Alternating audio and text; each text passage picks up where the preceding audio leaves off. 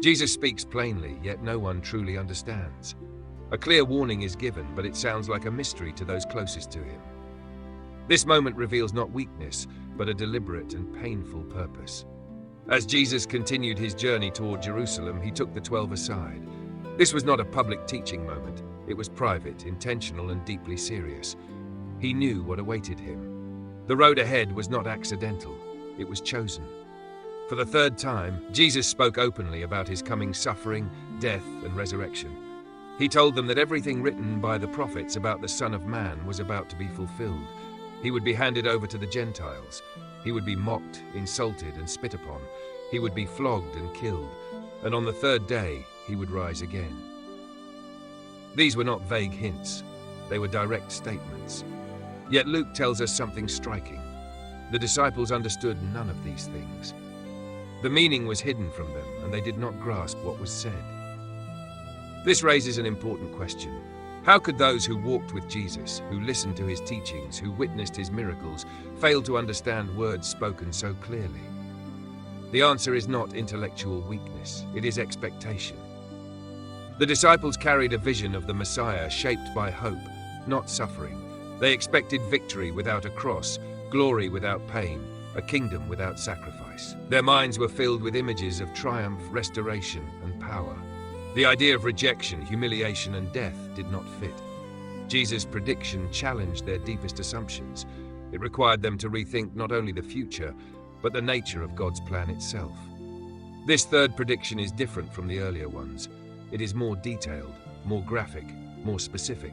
Jesus names mockery, violence, and execution. He does not soften the reality, yet he also includes resurrection. Death is not the final word. It is a passage. Still, the disciples could not hear that part. Suffering was too loud. Resurrection was too impossible. This moment reveals something about how humans listen. We hear what aligns with our expectations and filter out what threatens them. The disciples were not ignoring Jesus. They were protecting their hope as they understood it. Jesus, however, was preparing them for a different kind of hope. By referencing the prophets, Jesus places his suffering within God's long story. This was not a tragic accident, it was fulfillment. Isaiah spoke of a suffering servant. The Psalms spoke of rejection. The prophets spoke of one who would be despised and pierced. Jesus was not abandoning the scriptures, he was embodying them. Yet fulfillment often looks different than expectation. Jerusalem represented the center of religious life. It was the place of sacrifice, worship, and authority. It was also the place where prophets were rejected. Jesus knew this history. Going to Jerusalem was not just geographical movement, it was theological destiny. The disciples were following Jesus toward what they believed would be revelation and reward. Jesus was walking towards surrender and suffering. This contrast creates tension that runs throughout the gospel. Who is the Messiah? A conquering king or a suffering servant? Jesus answers not with argument, but with obedience. Luke emphasizes that the meaning was hidden from the disciples. This does not mean God was deceiving them. It means understanding often comes after experience.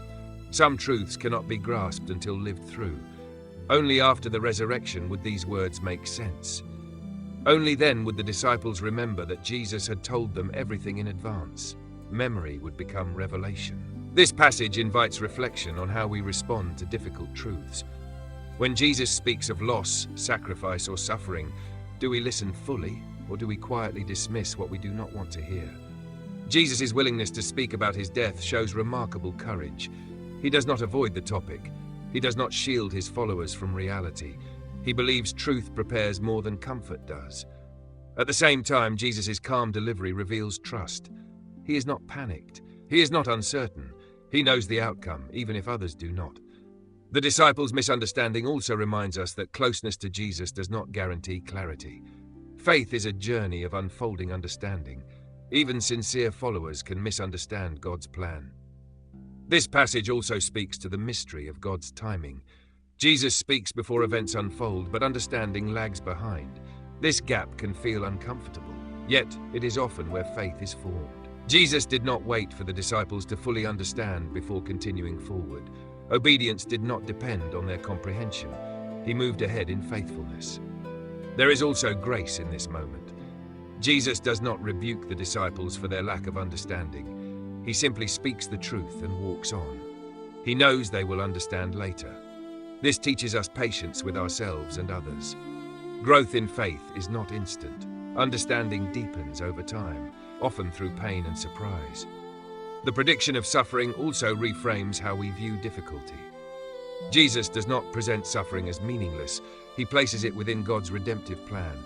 Pain is not glorified, but it is not wasted. The mention of resurrection is crucial. Jesus' path includes death, but it does not end there. Hope is embedded within suffering, even when it cannot yet be seen. For modern listeners, this passage challenges the idea that following Jesus leads only to ease or success. Jesus speaks openly about hardship as part of the journey. Faith does not remove difficulty, it gives it meaning.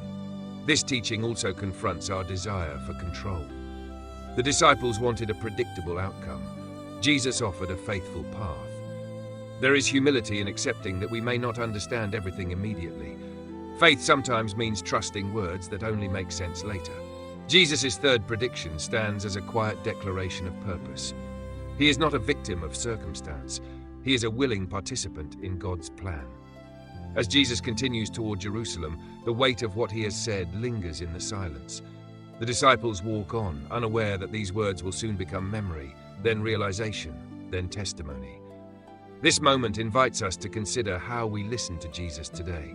Do we allow his words to challenge our expectations? Are we willing to trust him when the path does not align with our hopes? Understanding often comes after obedience. Meaning often follows faithfulness. Jesus walked ahead, fully aware, fully committed, fully trusting the Father. Thank you for watching this video on Holy Path Insights. If this reflection helped you see Scripture in a deeper way, please like the video, follow the channel, and share it with others who may need encouragement.